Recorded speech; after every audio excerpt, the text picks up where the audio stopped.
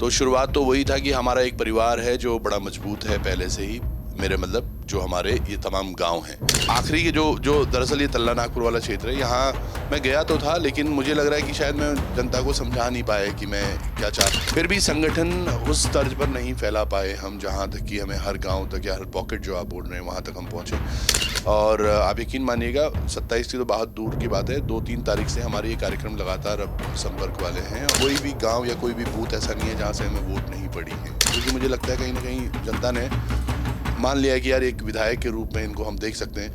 आज देखिएगा, जहाँ पर लोग मुद्दों पर चुनाव होते थे, अब चुनाव नहीं हो रहे हैं। वैसे कहते भाई साहब, ये ऊपर जो सड़क बन रही है इसमें मेरा चौक का एक हिस्सा चला गया, मुआवजा कहाँ मिलेगा? ठीक है, मैंने तंज के तौर पर कहा, मैंने कहा मुआवजा परसों रात को ले तो लिया तुमने। पता है उनका क्या कहना था? कहते 2000 रुपये में क्या होगा?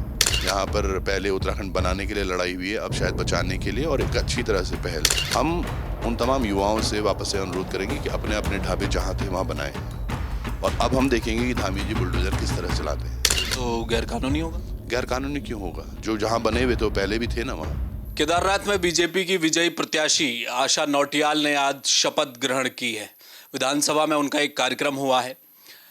लेकिन इस बीच भी, क्योंकि केदारनाथ में जब से परिणाम सामने आए हैं, एक शख्स निर्दलीय प्रत्याशी के तौर पर जो उभर कर आए, त्रिभुवन चौहान, आज के दिन भी देहरादून में चर्चा उन्हीं की है। और आज मैं आपकी खास मुलाकात त्रिभुवन चौहान से करा रहा हूं, जो इस वक्त मेरे साथ मौजूद हैं। त्रिभुवन भाई, केदारनाथ की जनता ने बीजेपी प्रत्याशी को तो जिताया, वो तो एक अलग विषय हो गया, लेकिन ये कहा जा रहा है कि एक विपक्ष के नेता को जरूर बना दिया है। आपको लगता है? पहले तो बहुत बहुत धन्यवाद भट्ट जी आपका। और यकीनन हाँ, बनाया है, इस बात में कोई दो राय नहीं है। मैं जनता का बहुत बहुत धन्यवाद देता हूँ, क्योंकि एक नॉर्मल परिवार से निकला हुआ युवा, जिसकी कोई राजनीति कोई पैठ नहीं है, कोई कोई ऊपर नहीं आका बैठे हुए, और लगातार पत्रकारिता के माध्यम से ही पिछले 6-7 वर्षों से लगातार जनता के बीच में रहे, जनता के मुद्दे उठाए, उन घर परिवारों तक पहुँचे जहाँ की सुनवाई नहीं हो रही थी। तो वो एक पौध थी, और शायद इस इलेक्शन में वो अच्छे से पौधे बन गए और फसल मिली है हमें, आशीर्वाद जिस मिला। समय आपने चुनाव लड़ने का डिक्लेयर हुआ, हम लोग भी देहरादून में थे और केदारनाथ चुनाव को भी दूर से ही भले ही देख रहे थे, तो उस समय ये लग नहीं रहा था कि आप इतने वोट ले आ पाएंगे, इतना समर्थन मिलेगा। आपको ये पहले से आभास था? क्योंकि केदारनाथ में निर्दलीय प्रत्याशियों का एक दबदबा रहा है। पहले भी कुलदीप रावत लगातार 2 बार वो 13,000 के आसपास वोट लेकर आए। आपको इस बात का एहसास हो गया था? एहसास ये था, कई लोगों ने पूछा भी था कि बिना धन बल के या बिना बिना बड़े दल के आप लोग कैसे लड़ने वाले हो, तो मैंने उनको ये जवाब दिया था, और आज भी वही है। एक्चुअली गुप्तकाशी मेरा घर है, मेरा बाज़ार है, और वो बाज़ार मेरा ही नहीं, तकरीबन हमारे इर्द गिर्द पड़ने वाले करीबन 20-25 गाँवों का बाज़ार है। तो शुरुआत तो वही था कि हमारा एक परिवार है जो बड़ा मजबूत है पहले से ही, मेरे मतलब जो हमारे ये तमाम गांव हैं, तो वो मेरे परिवार की तरह उन्होंने हिस्सेदारी रखी, और यकीनन मुझे वो सम्मान भी मिला, जनता की तरफ से प्यार भी मिला, और जिसकी वजह से मुझे था, देखो कि हम ये जीत सकते हैं यकीनन। वो तो थोड़ा सा पॉइंट क्या हुआ, भाजपा ने किसी तरह से, चाहे वो कुलदीप रावत जी को हो या ऐश्वर्या रावत जी को, बाहर निकलने नहीं दिया। अगर उनमें से कोई एक व्यक्ति भी निर्दलीय और लड़ता, तो परिणाम आज यकीनन कुछ और होते। अच्छा, आपको वो लोग चाहते थे चुनाव लड़ना? क्योंकि कुलदीप रावत और ऐश्वर्या रावत तो ये कह चुकी थी कि जब टिकट नहीं मिला कोई बात नहीं, हम घर पे हैं, हम आशा नौटियाल को समर्थन करते हैं। क्या आपको ऐसी सूचना मिली कि वो दोनों चुनाव लड़ना चाह रहे थे? नहीं, सूचना नहीं, पर बट ऑब्वियस लग रहा था, क्योंकि बहुत दिनों से वो टिकट के पीछे भाग रहे थे, और ये समीकरण ऐसी बन सकती थी कि अगर उनमें से कोई भी बाहर निकल के चुनाव लड़ता, तो हमारी समीकरणें यकीनन आज पॉजिटिव होती। उसके ऊपर जो भाजपा ने धन बल का प्रयोग किया है लास्ट के कुछ 2-3 दिन, बहुत सारा पैसा, बहुत सारी शराब, बहुत सारा मुर्गा, और मतलब एक तरह से इन्फ्लुएंस किया है उन्होंने जनता को, जो कि यकीनन इसमें होना नहीं चाहिए था, पर हो रहा है। वो बहुत बड़ा अनफॉर्चुनेट है। अदरवाइज अगर ये नहीं करते तो यकीनन तब भी तस्वीरें अलग रहती।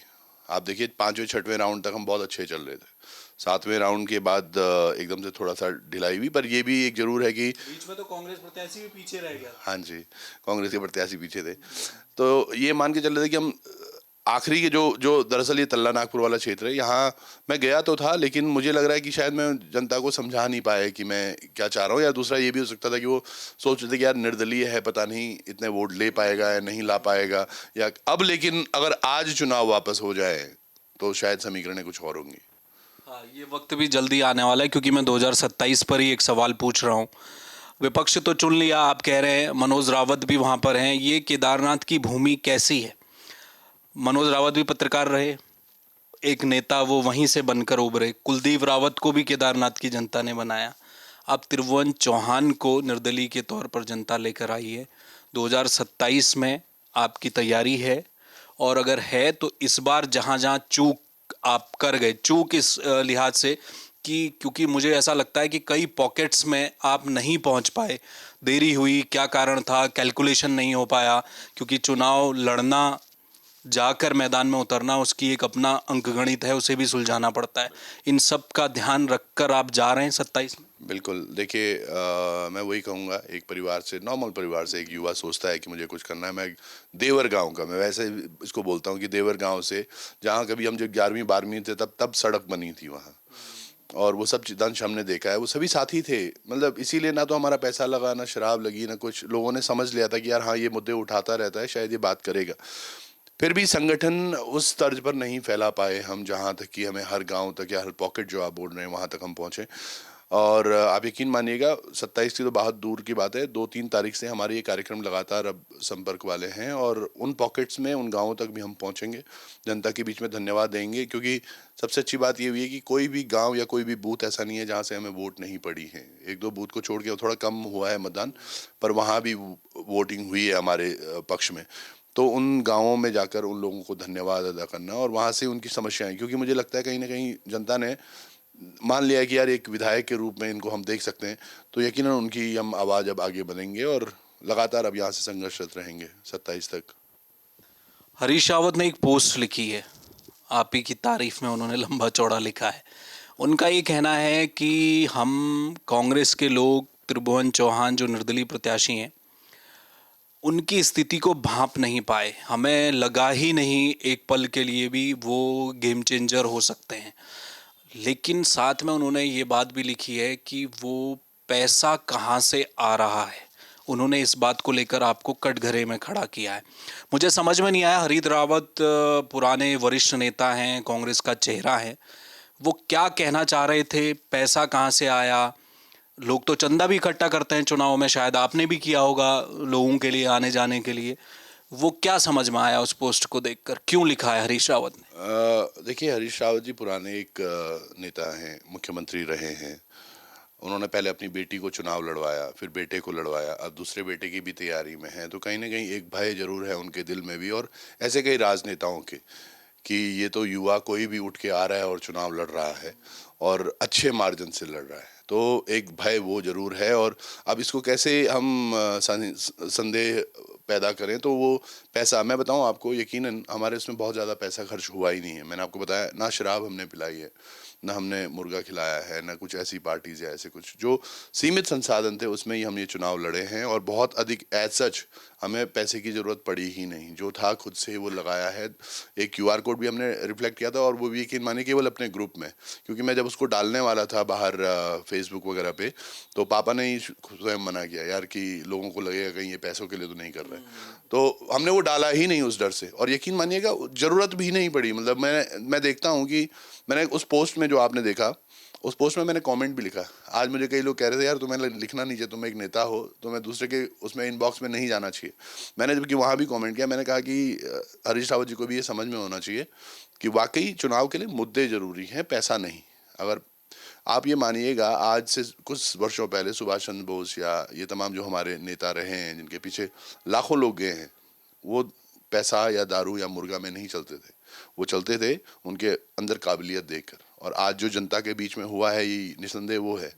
लोगों को शायद ये तैयारी ऐसा लग रहा है कि 1-1.5 महीने में जाके मिरेकल कर दिया, पर वैसा नहीं है। वो बिहार में अजीत सरकार का पढ़ते हैं ना, हाँ, वो 1 रुपया भी लोगों से मांगते थे चुनाव बिल्कुल। लड़ने के लिए। हाँ, हमने भी एक्चुअली वही सोचा था, 1 वोट 1 नोट। तो वो थोड़ा सा बीच में टीम में भी घटित हुआ कि यार नहीं, बाहर नहीं पैसा मांगना, लोगों को थोड़ा ऐसा लगेगा यार पहला चुनाव है और ये केवल कहीं पैसे के लिए तो नहीं कर रहा है। तो वो था, क्योंकि आज तक भी पत्रकारिता के उसमें कोई एक व्यक्ति ऐसा नहीं लांछन लगा सकता कि 1 रुपये या 10 रुपये की कहीं हमने बात की हो या किसी ने हमें दिए हो। हाँ, ये जरूर हुआ है जैसे कहीं जा रहे हैं तो किसी ने तेल के लिए पैसे रख दिए हो जेब में, या क्योंकि ये है, हमारा भी परिवार है, पर ऐसा कभी नहीं हुआ कि कुछ मोटे पैसों की बातें हुई हों या ऐसा कुछ भी। पर ये तमाम चुनाव से एक चीज़ सीख जरूर मिली है कि दादा जो हमने काम किया था ना, जनता ने वाकई माना है कि ये है वो व्यक्ति जो हमारी चीज़ कर सकता था। जहाँ मैं आ रहा था कि ये केवल 1.5 महीने की कार्यशाली नहीं थी, हम इससे पहले भी, जब तो शैला रानी जीवित थी, और जब भी चुनाव, वैसे जब भी पट खुलते हैं हम जाते हैं केदारनाथ, हमारे घर का भी है, तो वहाँ जाते हैं। तो अब की बार भी मैं जगह, तो सबसे पहले एक पशु क्रूरता को लेकर एक महिला का बड़ा वहाँ वीडियो सामने आया, वो लट्ठियाँ बरसा रही थी, हाँ, घोड़े खच्चर वाले पे। तो मुझे बड़ा दुख हुआ, तो फिर मैंने घोड़े खच्चर वालों के ऊपर एक स्टोरी की कि ये व्यक्ति वो हैं जो मेहनत से कमाते हैं और 2-3 महीने यहाँ करने के बाद 9 महीने घर उसी से चलाते हैं। ये बड़ा टची हुआ और तकरीबन 25 लाख लोगों ने वो वीडियो देखा। तो जनता के बीच में ही था, तो जनता को लगा हाँ ये कोई है जो उनका दर्द बात कर रहा है, और बिल्कुल बिल्कुल वही। फिर उनके तमाम मुद्दे थे, कई जगह हमने उनके लिए लड़ाइयाँ भी लड़ी, कई SDM से या DM तह तक भी हम गए, उनकी आवाज़ें निरंतर उठाते रहे। 2100 रुपये लेकर VIP दर्शन की बात थी, जहाँ पर आम आदमी दर्शन नहीं कर पा रहा था, उसकी आवाज़ उठाई, वो भी बड़ी मुखरता से हुआ। ढोल नगाड़े नहीं बजने चाहिए केदारनाथ परिसर में, उसकी बात हमने की, वो भी हुआ। जो तीर्थ पुरोहित समाज हैं उनके कैसे हक हकूक छीने जा रहे हैं या उस पर किस तरह से घेराबंदी की जा रही है, उसकी हमने बात की मुखरता से। तो लोगों को लगा हाँ ये व्यक्ति है जो कर सकता है। और अब जब 31 जुलाई को ये आपदा हुई थी, उस दौरान भी मैं, चाहे वो तहसीलदार जी थे, DM थे, SDM थे, जितने भी वहाँ पे अधिकारी थे, सबको हमने आड़े हाथ लिया। हमने कहा कि जनता के लिए काम करना है, तो शायद वो जनता को लगी बात कि हाँ यार इस युवा में है वो बात जो ये कर सकता है, और उसी के ऊपर ये सारी चीज़ें हुई हैं। तो जो इनका मानना है, एक्चुअली इन्होंने वही, तो वो बोल रहा हूँ, इन्होंने केवल पैसों के ऊपर राजनीति की है, पैसे इकट्ठे करो और राजनीति करो, पर मुद्दों पे कोई भी काम नहीं कर पाए। सोचिएगा, कांग्रेस के पास मौका बहुत अच्छा था, वाकई वो बुना सकते थे, पर समझिएगा आपका प्रत्याशी पहली बार कब जीते थे, जब वो भाजपा की 2 नेत्रियां आपस में लड़ पड़ी, बागी हो गई थी आशा नोटिल। तो आशा जी और सैला 800-700 वोट कुछ ऐसा था, ऐसे में जीते। दूसरी बार आपको वोट कम पड़े, आप जीत नहीं पाए। अब की बार तो 6000 ऊपर वोट पड़े, और सबसे बड़ी बात आप देखिएगा क्षेत्र में आपकी स्वीकारता कितनी थी, लोग क्या आपको एज अ नेता स्वीकार कर पा रहे थे या नहीं। तो ये तमाम चीज़ें थी जिस पर शायद अंदर चिंतन मनन करना आवश्यक है, क्योंकि जो ये शोभा यात्रा ये निकाल रहे थे, यात्रा केदार बचाओ यात्रा, तो उसमें भी मनोज रावत जी का नाम इन्होंने काट दिया था, फिर बीच में जोड़ दिया था। फिर करण महारा का उधर से बयान आता है कि भैया ये 3 किलोमीटर नहीं चले, ये हमारे साथ पूरा क्यों नहीं चले। इस तरह की तमाम चीज़ें थी। अंदर बंटवारे को लेकर टिकट बहुत लड़ाई थी, तो अंदरूनी इतनी लड़ाइयाँ थी, उसके बाद भी ये चाह रहे हैं कि यार अब एक बस कोई जीत गया तो ये कैसे जीता। सबसे बड़ा प्रश्न वही है कि आज अगर ये युवा आ रहे हैं, याद होगा आपको, उन्होंने एक उसमें शब्द का इस्तेमाल किया है, तीसरी शक्ति। हाँ, ये तो तीसरी शक्ति तो वो मान रहे हैं कि ये शक्ति है, अब वो पचा नहीं पा रहे हैं कि यार ये हमारे बच्चों से आगे निकल जाएंगे तो हमारे बच्चों का करियर क्या होगा। ये युवा वो साथी हैं, मतलब आप भी लगातार फील्ड में रहते हैं, तमाम मुद्दे उठा रहे हैं। कल को आप किसी को बोल दो कि भैया हरिद्वार ग्रामीण में सभी जनता को नमस्कार, मैं सोच रहा हूँ क्षेत्र में आकर पत्रकारिता करूँ, इनकी हालत खराब हो जाएगी, ये समझ नहीं पाएंगे, और आज वही हो रहा है। त्रिवन, मेरा एक सवाल है, उत्तराखंड में जब से इलेक्शन हुए हैं 2002, फिर 7 में, फिर 12 में, 17 में, हर बार निर्दलीय निकलते हैं। 3 पहले निकले, फिर 2 निकले, अभी भी 2 हैं। कोई ना कोई राजनीतिक धारा की तरफ वो चले जाते हैं। अभी भी एग्जाम्पल है, राम सिंह खेड़ा पहले कांग्रेस में थे, छोड़ के निर्दलीय आए, फिर बीजेपी में आ गए। आप क्या करने वाले हैं? क्या बीजेपी कांग्रेस आपका विकल्प होगा, या आप सोचते हैं कि उत्तराखंड में एक नई तरह की राजनीति है? ये बात मैं इसलिए कह रहा हूं क्योंकि तमाम सेफोलॉजिस्ट इस वक्त केदारनाथ के चुनाव को केस स्टडी के तौर पर देख रहे हैं। आप पर नज़र है सबकी, वो इसलिए नहीं कि आप त्रिभुवन चौहान हैं, पत्रकार थे, चुनाव लड़ने चले गए। उन्होंने कहा कि ये हुआ क्यों है, उस पर स्टडी हो रही है। आपकी क्या विचारधारा होने वाली है? मैं पहले तो बहुत बहुत धन्यवाद देता हूँ अगर ये सब हो रहा है, पर पॉइंट ये समझिएगा, वाकई एक नई राजनीति की आवश्यकता तो है, केवल उत्तराखंड ही नहीं, पूरे भारतवर्ष को। आज देखिएगा, जहाँ पर लोग मुद्दों पर चुनाव होते थे, अब चुनाव नहीं हो रहे हैं। वैसे चुनाव के दौरान जनता भी मुद्दे भूल रही है। आज चुनाव खत्म हो गए, उसके बाद वाकई वापस से वो मुद्दों पे चले गए कि ये होना चाहिए, वो होना चाहिए, लेकिन जब चुनाव हो रहे होते तब सब भूल जाते। नहीं, अभी आपने कहा ना कि शराब बटी है, मुर्गा बटा है, तो वो इन्फ्लुएंस क्यों? हाँ, इन्फ्लुएंस क्योंकि काम नहीं करके दे रहे हैं तो इन्फ्लुएंस तो करना है जनता को। जनता को भी सोचना पड़ेगा। जनता को वही मेरा एक्चुअली टारगेट यही है कि आने वाले 1-1.5 साल, जो अब 2 साल हैं हमारे पास, पर 1.5 साल हमें जनता के बीच में अवेयरनेस कार्यक्रम डालने होंगे कि कहाँ गलती हो रही है। अब मैं आपको एक एग्जांपल देता हूँ विच इज़ वेरी ट्रू, कि एक जगह है मैखंडा। मैखंडा में मैं शाम को जा रहा था धन्यवाद अर्पित करने सबको, तो एक भाई साहब मिले मुझे, कहते हैं भाई साहब ये ऊपर जो सड़क बन रही है इसमें मेरा चौक का एक हिस्सा चला गया, मुआवजा कहाँ मिलेगा। ठीक है, मैंने तंज के तौर पर कहा, मैंने कहा मुआवजा परसों रात को ले तो लिया तुमने। पता है उनका क्या कहना था, कहते 2,000 रुपये में क्या होगा।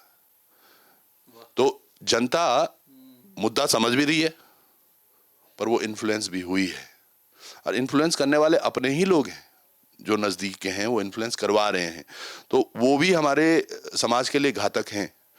रही बात भाजपा कांग्रेस में ज्वाइन करने की, तो ऐसा कोई मूड एज सच है नहीं, क्योंकि इन्हीं की देन है आज उत्तराखंड, ये 24 वर्षों का जो हम त्राहिमाम देख रहे हैं, ये दोनों ही दल बराबर हैं। इनमें से कोई एक 19 है, कोई 20 है, बस इतना ही फर्क है। बड़े बड़े नेता ये दोनों एक ही हैं। आज देखिए भाजपा में जितने मंत्री हैं सब कांग्रेस के थे, कांग्रेस के जो आज बाहर छूटे हुए हैं उनके सारे काम हो रहे हैं, तो ये इनसे इतर जाना ही क्यों, मतलब इनसे इतर क्या हो रहा है हमारी। तो मेरा ये प्रयास है कि अगर ये राजनीति समझें लोग, और ये राजनीति भी नहीं सेवा, तो ये सेवा भाव यहाँ से लेके पूरे उत्तराखंड को एक करने का होगा। यहाँ पर पहले उत्तराखंड बनाने के लिए लड़ाई हुई है, अब शायद बचाने के लिए, और एक अच्छी तरह से पहल जिसमें शिक्षा हो, स्वास्थ्य हो, रोजगार हो, सड़कें हो, इन सब का हालत बहुत बुरा है, और उस पर ये कोई बात करने के लिए राजी नहीं है, कोई नेता उस पर बात नहीं करता। ये वोट भी जब मांग रहे थे तो ये 2-4 दिन केवल वही केदारनाथ मंदिर, सोना पीतल, केदारनाथ धाम यात्रा, ये किसी ने शिक्षा पर बात ही नहीं करी, किसी ने स्वास्थ्य पर बात नहीं करी। ये बड़ा दिलचस्प है, आपके मुद्दे क्या थे वहां पर? क्योंकि कांग्रेस तो सोना पीतल वाला मुद्दा, केदारनाथ यात्रा डाइवर्ट कराना, 4 धाम 5वां धाम बना दिया, दिल्ली केदारनाथ मंदिर शिलान्यास हो गया, इन मुद्दों को बढ़ चढ़कर कांग्रेस उठा रही थी। आपके मुद्दे कौन से थे जो वो वोट आपकी तरफ आए हैं? रोजगार, जो हमारे कैंप्स तोड़े गए हमारे युवाओं के, जो कि वाकई मतलब मैं ये मान के चल रहा हूँ, मैं उन्हीं दिनों पढ़ रहा था, हमारे यहाँ कैंप्स तोड़े हैं आपने, और देहरादून हल्द्वानी यहाँ आप इनको परमानेंट बनाने के चक्कर में जो बाहर से आपने बिठाए, अब वो कौन है, कौन जानता है उनको, रोहिंग्या हैं, कहाँ से आए हैं, कुछ नहीं पता उनको। आप नियमितीकरण की बात कर रहे हो, और हमारे लोगों यानी कि पहाड़ विरोधी हैं आप। उन्हीं मुद्दों को लेकर हम आगे जनता के पास गए। एक बंदा घर से मुश्किल से 10-15 हज़ार 20 हज़ार रुपये इकट्ठा करता है किसी यार दोस्त से, एक कैंप बनाता है, एक टेंट बनाता है, जिसपे सोचता है दुकान चलेगी, उस पर रात को आके बुलडोजर चला दे रहे हैं आप। ये अब मैंने एक बात और कही है, एज अ विपक्ष हम उन तमाम युवाओं से वापस से अनुरोध करेंगे कि अपने अपने ढाबे जहाँ थे वहाँ बनाएं, और अब हम देखेंगे कि धामी जी बुलडोजर किस तरह चलाते हैं। ये तो गैर कानूनी होगा। गैर कानूनी क्यों होगा, जो जहाँ बने हुए थे वो पहले भी थे ना वहाँ, है ना। आपने एक आड़ में दे दिया कि भाई हाई कोर्ट के ऑर्डर्स हैं, मैं बोल रहा हूँ हाई कोर्ट के ऑर्डर्स थे, हम भी हाई कोर्ट की तरफ जाएंगे, कोर्ट से बात करेंगे कि भैया ये क्यों इनको हटाया गया है, और उसके अलग तरीके से आप देहरादून में स्थापित करवा रहे हो। तो ये तमाम चीज़ें देखेंगे कोर्ट के माध्यम से, जहाँ जहाँ जो जो संवैधानिक, सारे काम संवैधानिक होंगे, लेकिन अपने लोगों के हितकारी होंगी चीज़ें, ये प्रयास रहेगा। एक आखिरी सवाल मेरे मन में है, हरीश रावत ने जिस तरफ इशारा किया है उसके बाद मुझे ऐसा लगता है कि बीजेपी की नज़र भी आप पर है, वो भी इस पूरे प्रकरण को देख रही है, क्योंकि जल्दी ही चुनाव है, 27 आने वाला है, कांग्रेस की भी नज़र रहेगी। आप एक गेम चेंजर के तौर पर वहाँ पर स्थापित हो चुके हैं। वो कह रहे हैं हरीश रावत की पैसा कहाँ से आ रहा है हमें देखना पड़ेगा, यानी कि आपको इस बात की कोई आशंका अब है कि अब आप नज़रों में आ चुके हैं, बीजेपी की भी नज़र होगी, सत्ताधारी दल है, उनके भी प्रत्याशी मैदान में आएंगे, कौन होगा वो तब डिसाइड होगा। आपकी स्ट्रेटेजी क्या रहने वाली है? इसी के साथ जुड़ता हुआ एक क्वेश्चन और है, पिछले दिनों मेरी बॉबी पवार से बात हुई थी, उन्होंने कहा था कि हम एक तीसरे विकल्प की तरफ जा सकते हैं। क्या कोई संगठन बनाकर आप लोग आगे बढ़ेंगे? क्योंकि बड़ी ताकतों से लड़ना है आपको चुनाव में, क्या इसकी आवश्यकता पड़ेगी आपको केदारनाथ चुनाव में? पहले दूसरे वाले से शुरू करते हैं।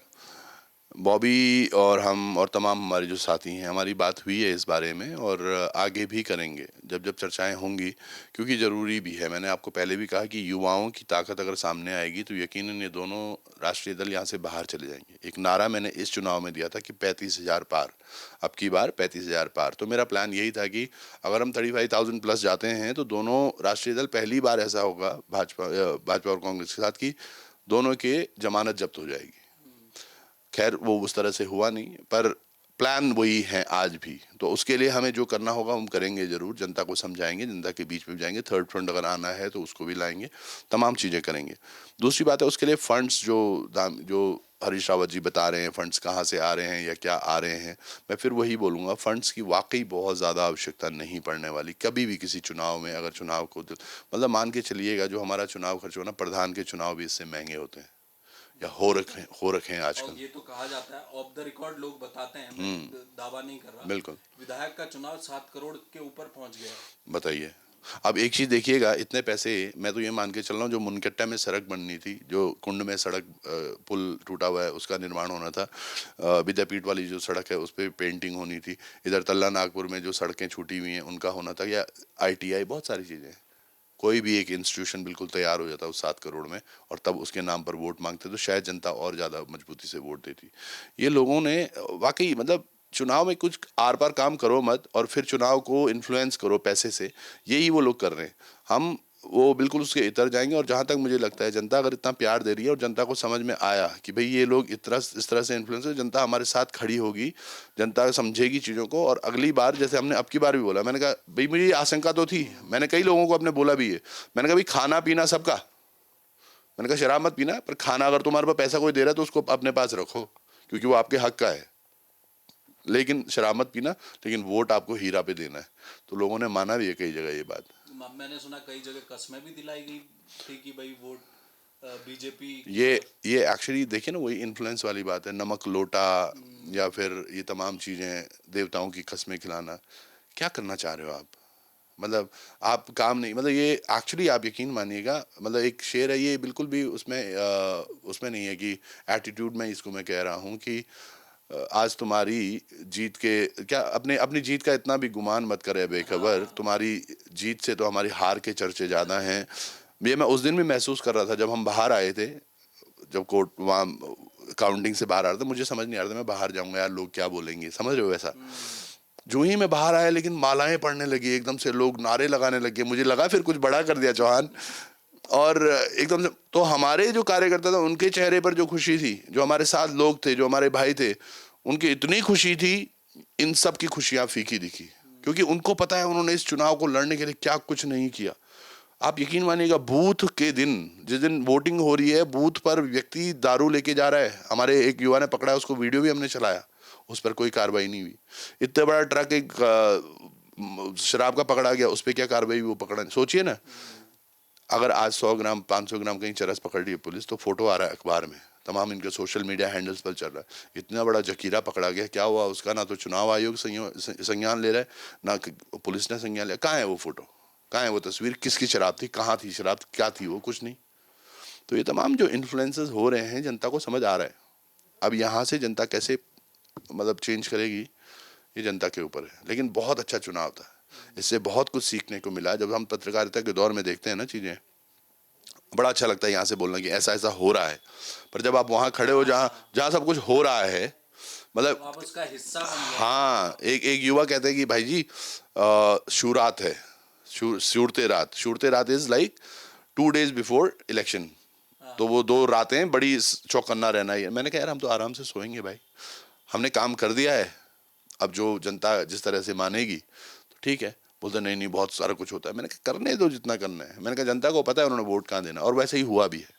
जनता वाकई अब बहुत समझदार है, और केदारनाथ की जनता तो वैसे ही वाकई मतलब काफ़ी, क्योंकि केदारनाथ धाम का आशीर्वाद हमेशा साथ है, लोगों ने पैसा भी अच्छा देखा है, तमाम चीज़ें भी हुई हैं, सब बाबा के आशीर्वाद से। अब उसमें केवल मुद्दे केवल वही लाए जैसे कांग्रेस कर रही थी, धाम का ये तो सोना पीतल।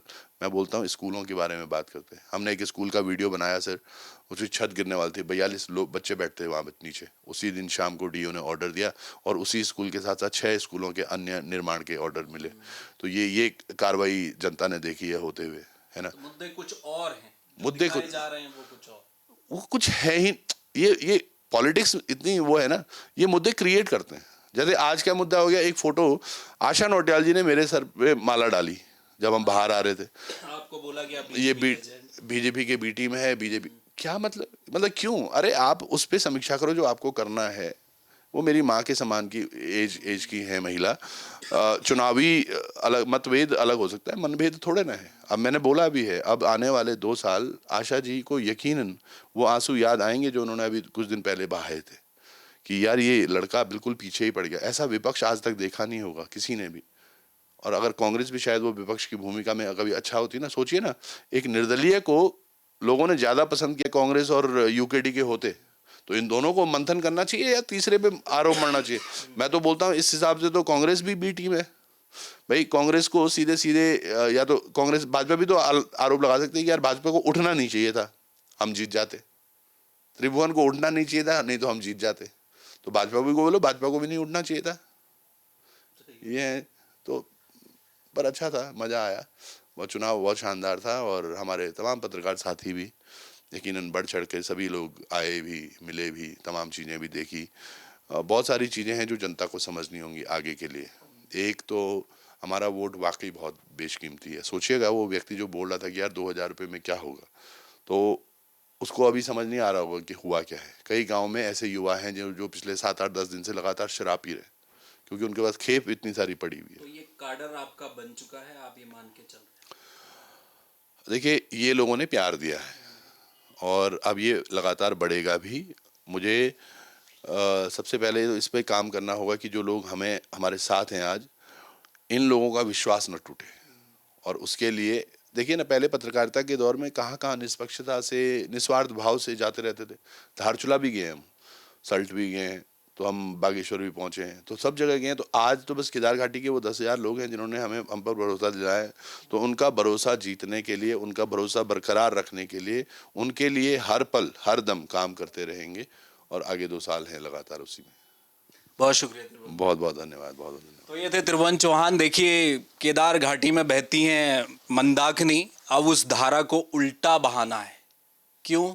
क्योंकि अगर बिना पैसे के चुनाव लड़ने का दावा अब भविष्य में कर रहे हैं त्रिभुवन चौहान, तो इनकी लड़ाई बहुत मुश्किल होने वाली है। दोनों तरफ सीधे बड़े राष्ट्रीय दल होंगे और तीसरा जो त्रिकोण मिलेगा वो त्रिभुवन चौहान पर मिलेगा। कैसे अपना ये पूरा कैलकुलेशन करेंगे, लेकिन सब कुछ आकर टिकता है जनता पर। और त्रिभुवन चौहान का ये कहना है कि इस चुनाव में उनको एक अनुभव तो हो गया कि जनता पैसे के बल पर वोट नहीं देगी अगर उनके बीच वो मुद्दे लेकर जाएंगे। आशा नौटियाल ने आज शपथ ली है, वो विधायिका हो गई हैं, लेकिन विपक्ष के तौर पर त्रिभुवन चौहान का कहना है कि आने वाले समय तक 27 तक वो रोज सवाल पूछते रहेंगे केदार घाटी के मुद्दों को लेकर। कैमरामैन मयूर उपाध्याय के साथ हेमंत, जय भारत टीवी।